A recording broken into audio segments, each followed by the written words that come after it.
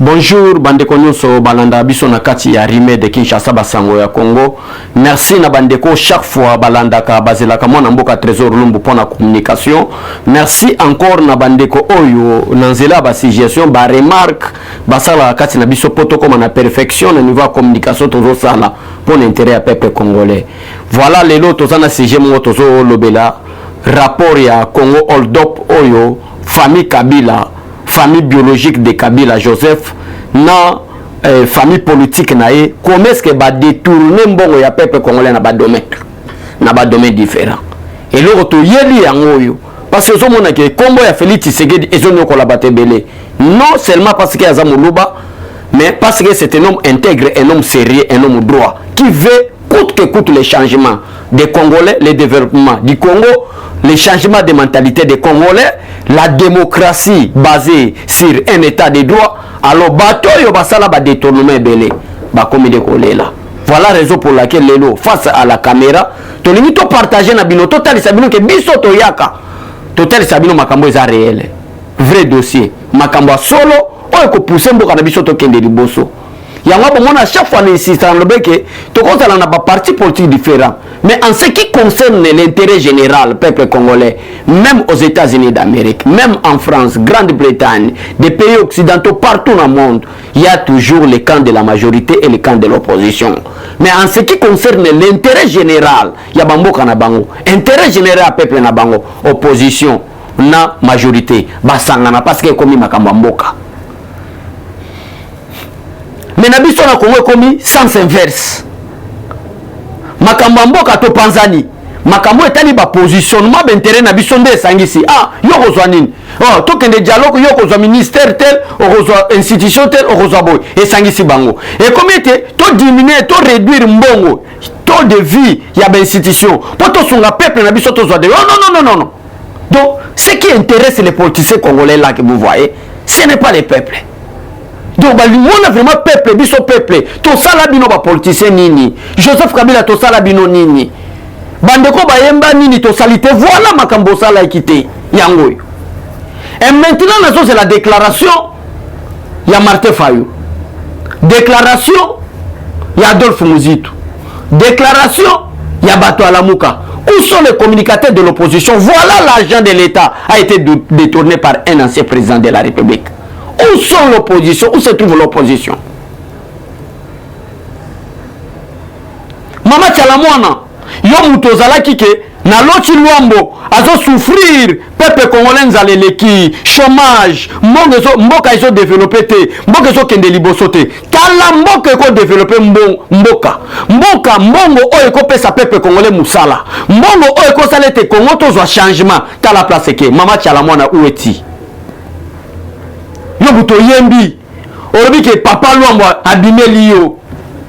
Voilà, au moment où tu chantais votez Kabila, Kabila a détourné l'argent dans des domaines différents, na Seni, mboka Seni bazo détourné, na partout bazo détourné. Mais où es-tu madame oza wapi? Madame nabiso zali wapi? Yo muto Luambo amona yo. Yo muto kutana na Luambo. Luambo zole la passe ya congolais. Luambo zole la nzala que congolais azo nyokwama, congolais azo souffrir, congolais azana pasi, mais ta la place mboka Congo izo kende. Mbongo ba détourner mbongo ya congolais na domaine minier, ti na domaine électoral. Ya wana bomona ki même à l'époque muto azaki ce qui Gisèle Lumumba a dénoncé déjà magui famille Kabila so sala na BG Fibank. Mais tala lelo révélation ekobima famille Kabila détourné. Maintenant moi en tant que congolais, ndenge nazomona mboka na ngai ezokende, ndenge nazomona ndenge bato bazo gérer, ndenge nazomona ndenge ba détourner ezo salema. Où se trouve madame Tchalamwana? Je commence par là. Monsieur Martin Fayou, nous attendons votre déclaration par rapport à détournement aux familles Kabila Basali, parce que vous êtes dans l'opposition. Vous dites quoi? Félix Tshisekedi azobima. Alors que le Congo n'était pas encore non plus classé parmi des conseils des nations. Cela veut dire quoi? Bisiko bazo so ba grande décision. Bisiko ba résolution me kase zo bima. Na kati ya conseil de sécurité. Congo ezala kité. Et le Congo n'était pas comme un État. Congo est à la quitter. Place ma concert des nations. Basangani. Balobi tozo ba décision concernant l'Afrique. Congo est à la quitter. Parce que na katia ba décision wana. Na katia ba corps diplomate congolais. Il y avait des personnes rwandais. Il y avait des Rwandais qui prenaient des décisions à la place des Congolais. Mais comment est-ce que le Congo est avancer? Et Félix Tshisekedi a tellement dit, lié toko kata katango. Makambo basali wana ndako kata katango. Félix Tshisekedi a bandi voyage à diplomatie. Nous avons le coltan. Tous en a sol moko fertile. Tous en a zamba moko. Lokola monde est là. Climat, makambo ya réchauffement climatique. Tous ali na boye. Tozali na minéré, tozali na boye, tozali na boye. Boya to tonga mboka. Bango maintenant babaluki babandi koloba oh Chilombo, Héroïse. Azo voyager pamba pamba. Maintenant les rapports nous attendons. Nous attendons. Maintenant biso moi personnellement na changer façon de communication. Na banda kotanga na bakombo mama tchala mwana. Yo yemba. Votez Kabila. Votez Kabila. Votez Kabila. Et dans le moment où voter Kabila, Congolais a un chômage, Congolais a un injustice, Congolais a un domination, il y a des criminels, Congo dont nous sommes bien à Congo, mais tu chantes en tant qu'artiste. On se pousse le peuple congolais voter Kabila. Et aujourd'hui, Congo hold up, ils ont fait un rapport, il y a un massacre financier, il y a une tuerie financière aux familles Kabila Bassali contre le peuple congolais. Yo maintenant tchalamo no bimi on bi ke lomba kuta nganza la peuple congolais mais congolais faut zalanzala congolais faut nyokwama parce que eyebani cause ya souffrance à congolais tala bato botika o bino ba tchalamo na boyemba ke to voter bango tala bato bo salela ba campagne pour te ba umela na pouvoir ke bo voter bango tala mbonga congolais place bazokende les gens dans le monde ceux qui ici il y a 10 milliardaires Kabila est parmi des milliardaires. Bande konanga boza partout dans le monde. Bokende ya kinga kati botala investissement ezakuna. Kinshasa na kati ya Kinshasa. Capital à Congo na kati ya capital. Kinga kati bomona wana. Tout est là. Il y a d'autres choses qui manquent na kati ya Congo Kinshasa mais na kinga kati eza. Kende na zoo. Kende na jardin botanique. Kende sala ngo différence na makambo eza na kinga kati. Na ba détournement bosala bokende bo tourner ka. Kende zoo eza na Kinshasa. Boke na ba jardin botanique ezala ngwa na Kinshasa. Botambola, bozwaka mutuka, bokita et vous avez même pas des éditants. Bokita kinga kachi. Botala investissement peuple congolais. Quelqu'un qui était un Kadogo, quelqu'un qui était militaire. Tu vois qu'il y a un homme, on est de Joseph Kabila dans 97 le 17 mai 1997 à l'entrée de l'AFDEL. Ouf, chef de l'État, aujourd'hui multimilliardaire. Ce n'est pas seulement Joseph Kabila qui est milliardaire, mais toute sa famille. Nabana Oyaboti, Nabandeko Naï, c'est-à-dire sa sœur, na petit frère Naï, des milliardaires na mbonga congolais. Et bah tu vas pousser qui? Bah Kabila wana ba umela, bah Chalamwana, bah Martin Fayulu, bah Adolphe Muzito, bah Moïse Katumbi. Silence radio. Nous tout le monde il y a pas cette explication té. Bah on va c'est la présidence. Détournement ça ni combien? Boye. Ah, Félix Tshisekedi a voyagé à Israël, peuple Nzala. Mais ce qui me coluka parce qu'on ne produit rien, peuple congolais. Nous n'avons rien, il faut qu'on bima. Système à qui nous a bimi, on se dit pourquoi, pour Banabalia. Alors, nous l'avons diabolisé. Maintenant, nous attendons, mais c'est Martin Fayulu. Nous attendons votre déclaration. Fayulu m'a dit Didiang.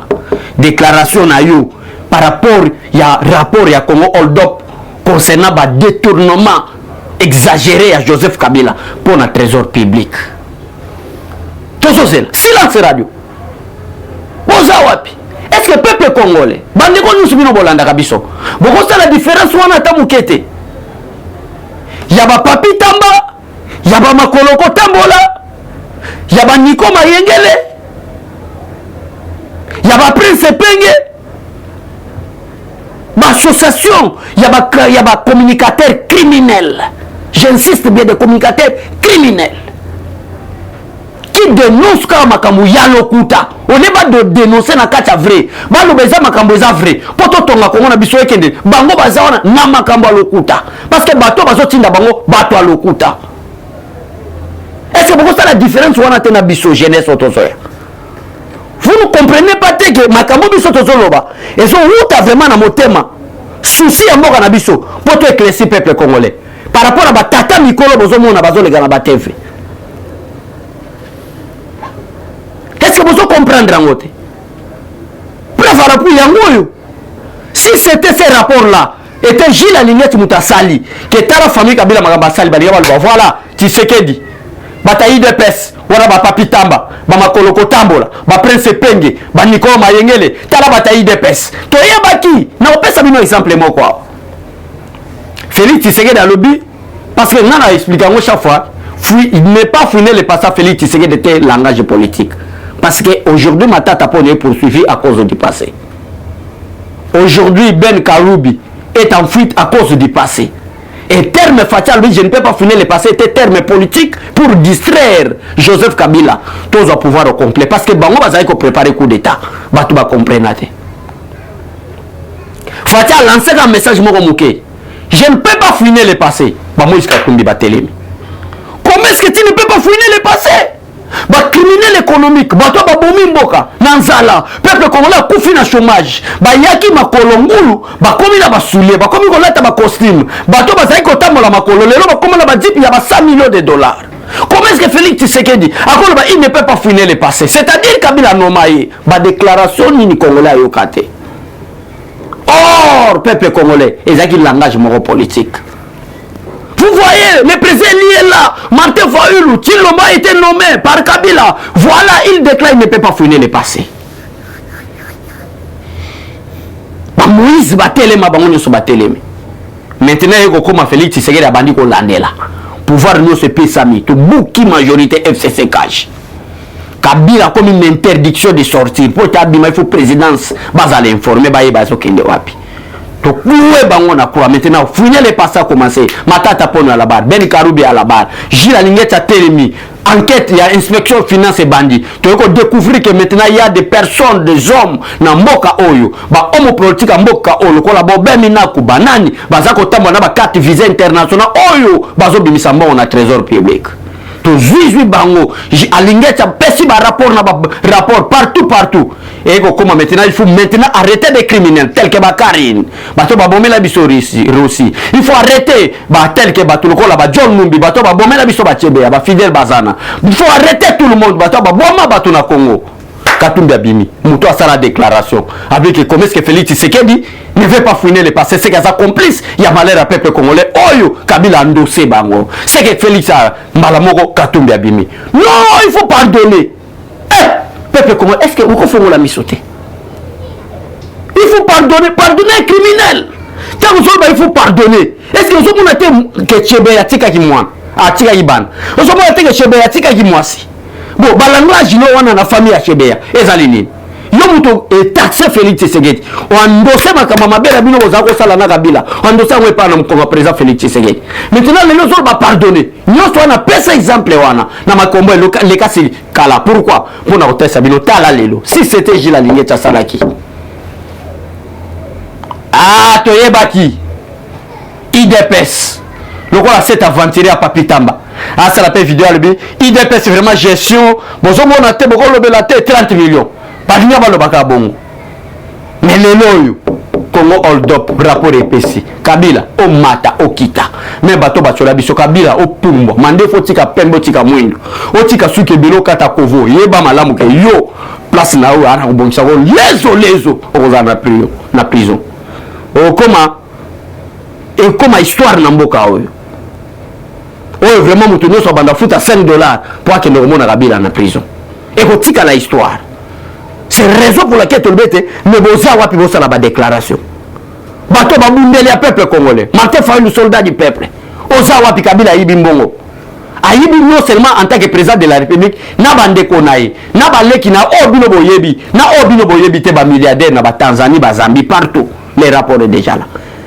Yibi na domaine mon côté bambonga SNEL bambonga régie des eaux bambonga commission électorale nationale indépendante bambonga ya centre minier yibi na ba domaine nyoso tina bambonga bilanga bandundu famille Kabila landi po ayiba. Si nous attendons les soldats du peuple Martin Fayoulou Est-ce que vous savez que c'est la haine avec le président Félix Tshisekedi? Si c'était réellement l'opposition, t'as là-bas déclaration au Salango. T'as là ma au Salango. Tout ça c'est la bino. Nabandeko ba yemanzembo nini to salité. Mais bon yemanzembo. Comment est-ce que quelqu'un qui a détourné pendant 18 ans, quelqu'un qui a détourné pendant 38 ans, miracle ni to reçoit, to remplacer détournement il y a 30 ans, 18 ans, na 2 ans, 3 ans, même 5 ans, même 10 ans. Non, il ne faut pas être égoïste. Il ne faut pas être aîné. Kabila Mongo ano kozongi sango. Ba chef de l'institution, Papa Dieu donné Kaloub. Mais c'est le procureur près de la Cour constitutionnelle. Est-ce que vous voyez bien que Makamo Bino Bosalaka pona matata ponu? On se déclara que la Cour est incompétente. Bozaba juriste batamayele. Botame belé koleka biso. Boyebi droit koleka biso. Mais est-ce que vous voyez que Makamo Bino Bosali, oui, Matata sera toujours condamné. Mais est-ce que vous voyez que quelque part vous commettez erreur? Parce que tu as la jurisprudence. Chaque ancien premier ministre, même si a commettable infraction, dans le moment où il y a premier ministre, parce que c'est ce que la Constitution nous dit. La Cour constitutionnelle est la juridiction pénale du président de la République et du premier ministre. Et ce qui est. Et bien ici, il souligne. Et lui que même les anciens seront, les anciens premiers ministres, même les anciens présidents de la République seront jugés par ces mêmes cours, par les infractions commises à l'époque où ils assumaient ces fonctions du président ou du premier ministre. Mais les détournements de ma tête à pognon, mais c'est le président de la Cour constitutionnelle, mais c'est le procureur près de la Cour constitutionnelle. Détournement Boukanga Alonso. À l'époque, ma tête à pognon était le premier ministre. Est-ce que vous avez pensé à ça? Qu'un jour, Adolphe Mouzitou, on découvrir que le détournement est seulement à l'époque où on a un premier ministre. Et que la juridiction est la Cour constitutionnelle. Voilà jurisprudence, au Dieu donné Kalouba Sala, n'a procuré près de la Cour constitutionnelle, l'ancien premier ministre ne peut pas être compétent devant la Cour constitutionnelle. Dommage. Mboka et kozala kotongama kaka na individu président de la République te, kaka na institution président de la République. Chacun de nous a une portion de responsabilité pour être tonga mboka na biso. Totika motema mabe. Voilà maintenant. Donc, aux allées de biso tozokende. Et quand on appelle que Kabila peut Cour constitutionnelle, c'est parce que détournement on a sali na famille nae ou à l'époque était le président de la République, conformément à l'article 163-164 de la Constitution. Kabila n'a pas eu jurisprudence, un ancien premier ministre qui n'était pas condamné. Est-ce que vous avez pensé à ça? Merci de Goransi. Merci na Bandeonyo Sobalanda Kabiso. Merci na peuple congolais. Tous les gens qui veulent faire misu. Mboka ezalaka ya tribu mon côté. Mboka ezalaka ya province mon côté. Mboka c'est pour tous les Congolais. Mais banande o basana est la République démocratique du Congo. C'est leur pays aussi, leur appartient. Tout ça n'a pas de cannabis. Là où il y a des valeurs soutenues, là où il y a les anti-valeurs totales là-bas. Mais tous c'est la vieille famille Kabila Yibi. Je vous le dis. Merci na bande de sur soutenir Abisso pour nous clôturer. Nabi que Kabila mata kita peuple congolais. Bolanda douceur ya président Félix Tshisekedi. Bolanda gentillesse wanate. Akita mata. Je les a bon mon pour de mutu Kabila na bolo. Que Dieu bénisse la République démocratique du Congo. Que Dieu bénisse le peuple congolais. Au revoir. Eshima, votre magazine qui bat au rythme de l'actualité. Retrouvez la nouvelle édition. Exclusivité, Sakombi Molendo, le pionnier de la bancarisation. Le ministre des Affaires foncières a signé le 3 juin 2021 avec son collègue des Finances l'arrêté interministériel portant bancarisation des opérations foncières et immobilières supérieures ou égales à $10 000 américains. Une première en RDC concrétisée par celui qui fait figure de porte-étendard de la numérisation et de la sécurisation des titres fonciers. Aimé Sakombi Molendo est de plein pied dans la matérialisation de sa politique qui suit la vision du chef de l'État, Félix-Antoine Tshisekedi, celle de faire du numérique un levier d'intégration, de croissance économique et de progrès social. Nation, gouvernement des Warriors, bilan de gestion dès son premier jour du gouvernement Samalou Kondé. SONAS, le DG Lucien Boniemé Ekofo présente un bilan largement positif pour les grandes réalisations du premier semestre 2021. À lire également l'interview de Seth Kikouni portée sur les questions d'actualité. À la découverte de Tissia Mukuna, la DG de la marque La Quinoise, café planté et transformé à Kinshasa. Interview exclusive de Richard Ilunga, DG de l'ONIP, qui confirme l'identification de la population congolaise avant les élections 2023. Un an de patrouille financière, les audits de l'IGF mettent à l'écart les mandataires impliqués dans la mauvaise gestion des deniers publics grâce à Jules Alinguete, inspecteur général des finances, chef de service. Une analyse sur les coups d'État en Afrique et leurs conséquences. Retrouvez l'intégralité du magazine Eshima dans les kiosques. Eshima Magazine, un nouveau standard d'information.